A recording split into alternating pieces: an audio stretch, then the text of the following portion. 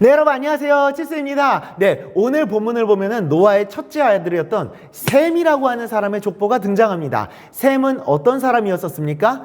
의롭고 선한 사람이었었습니다. 아버지의 수치를 덮어주고 가려주는 의롭고 선한 사람이었었습니다. 그 사람의 족보가 오늘 본문인데 그 족보가 아브람이라는 사람에게서 끝나는 것을 우리가 볼 수 있습니다. 아브람은 하나님의 부르심을 받아 하나님의 말씀을 따라 가나안 땅이라는 곳을 향해 여행을 떠나는 하나님의 사람이었었습니다. 처음에는 아브람이라고 불렸었지만 나중에 하나님께서 이름을 바꿔오셔서 아브라함이라고 불리게 됩니다. 특별히 하나님은 아브라함을 통해 큰 민족을 이루시겠다고 약속하시고 그의 자손을 통해 이스라엘이라는 민족을 세우십니다. 그리고 그 이스라엘 민족 가운데서 온 인류를 구원하실 예수 그리스도가 태어나게 하십니다. 그분을 통해 죄로 인해 멸망당할 수밖에 없던 이 세상이 하나님의 구원을 받게 되는 놀라운 일이 이루어지게 하시는 겁니다. 하나님께서 아브라함을 시작으로 이 세상을 향한 하나님의 계획들을 이루어가고 계시는 겁니다.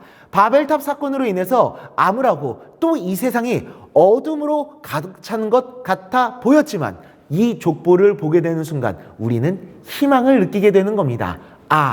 아브라함이 있었구나.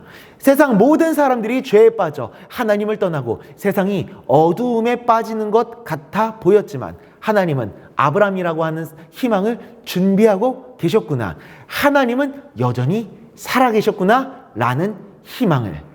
네, 사랑하는 여러분, 우리들은 하나님의 사람입니다. 우리를 통해 이 땅을 향한 하나님의 뜻을 하나님은 이루어 가시고 어둠으로 물든 이 세상에 하나님의 빛을 비추시기를 원하십니다. 세상에 많은 사람들이 하나님을 떠나 죄에 빠지고 세상이 어두움으로 물들어가는 것 같다고 하더라도 나 한 사람을 통해 하나님은 이 세상에 하나님의 빛을 비추실 겁니다. 마태복음 5장 16절입니다. 이같이 너희 빛이 사람 앞에 비치게 하여 그들로 너희 착한 행실을 보고 하늘에 계신 너희 아버지께 영광을 돌리게 하라. 아멘. 내가 세상의 희망을 비추는 하나님의 사람이라는 사실을 늘 언제나 기억하고 인식하며 늘 언제나 하나님의 뜻을 이루는 삶을 살아가는, 세상을 섬기며 그들을 살리는 삶을 살아가는 우리 모두가 될 수 있기를 간절히 소망합니다. 기도하겠습니다.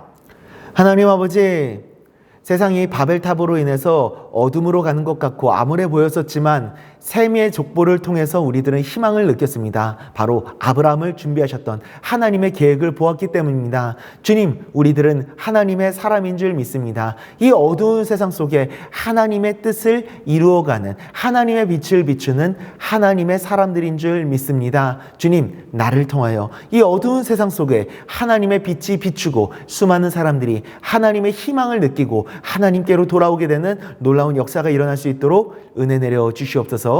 예수님의 이름으로 기도드리옵나이다. 아멘.